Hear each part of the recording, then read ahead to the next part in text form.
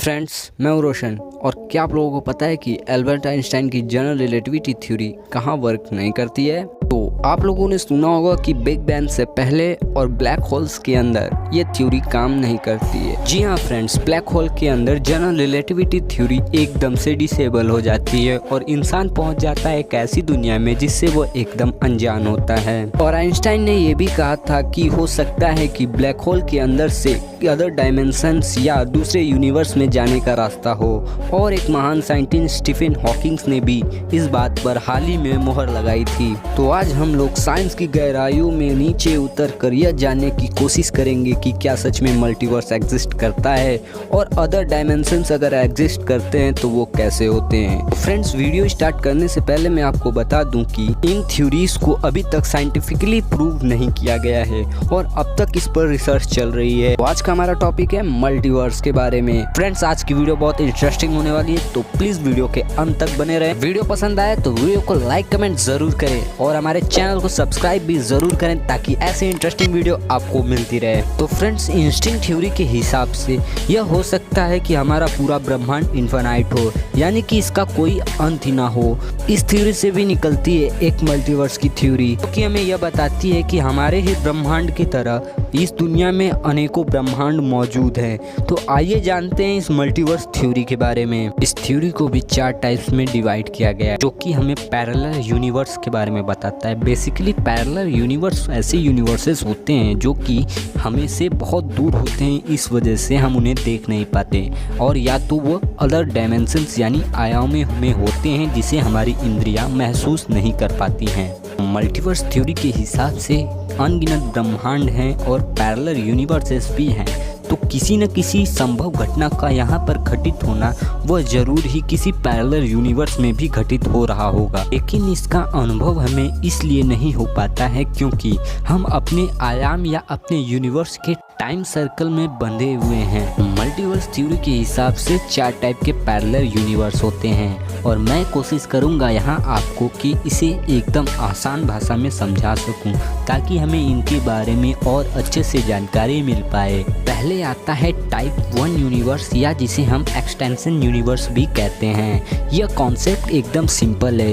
इस थ्योरी के हिसाब से स्पेस अनंत है और अनंत ही रहेगा, तो इस अनंत स्पेस में कई सारे ऑब्जर्वेबल यूनिवर्सेस मौजूद हैं जो लाइट की स्पीड की सीमा की वजह से बंधे हुए हैं। तो अगर स्पेस की खुद की कोई सीमा नहीं है तो इस थ्योरी के हिसाब से एक ऑब्जर्वेबल यूनिवर्स के कई एग्जैक्ट कॉपी भी हो सकते हैं। मतलब ब्रह्मांड में हमारे सूर्यमंडल की तरह एक एग्जैक्ट सूर्यमंडल का कॉपी भी हो सकता है। हाँ, हमारे भी एग्जैक्ट सेम कॉपीज हों जो कि हमारी तरह ही दिखते हों, क्योंकि भूलिए मत, गिनती में अनंत गिनती हमेशा ही किसी निश्चित गिनती से अधिक ही होगी। ये भी पॉसिबल है कि हमारे अर्थ की एग्जैक्ट कॉपीज दुनिया में कहीं न कहीं मौजूद हों, पर सवाल ये उठता है कि कहाँ।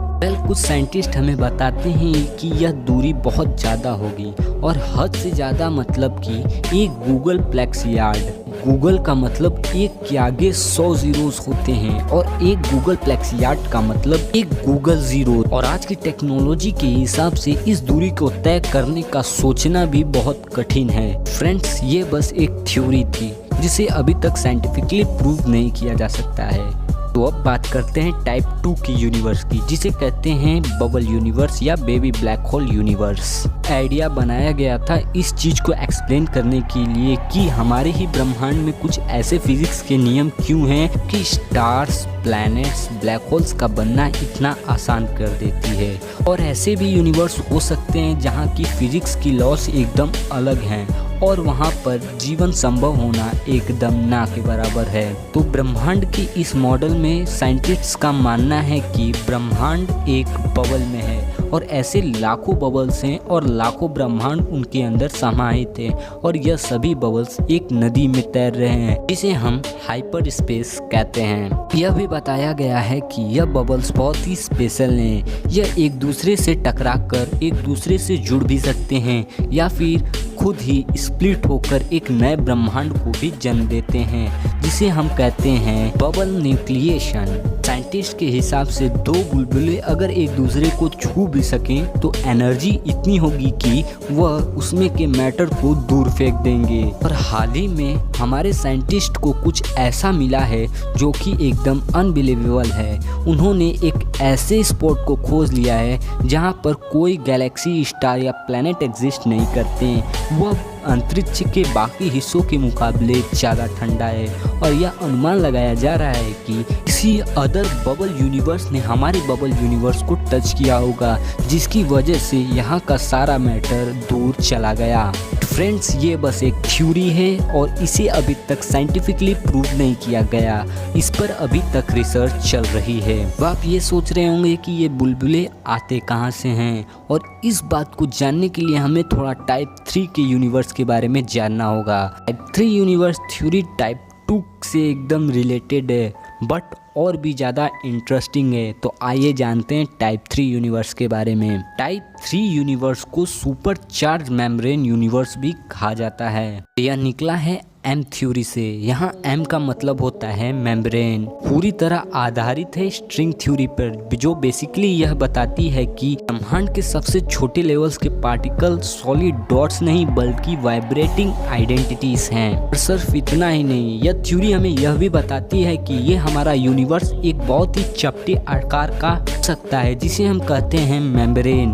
और ऐसे ही लाखों चपटे आकार के मेम्ब्रेन जैसे यूनिवर्स हैं जो कि एक दूसरे के बिल्कुल पास पास हैं। जैसे कि न्यूज़पेपर के पन्ने एक दूसरे के पास पास होते हैं, लेकिन हर पन्ने में एक नई कहानी होती है। वैसे ही यह यूनिवर्स भी एक दूसरे के पास हैं और भयंकर ऊर्जा से वाइब्रेट हो रहे हैं।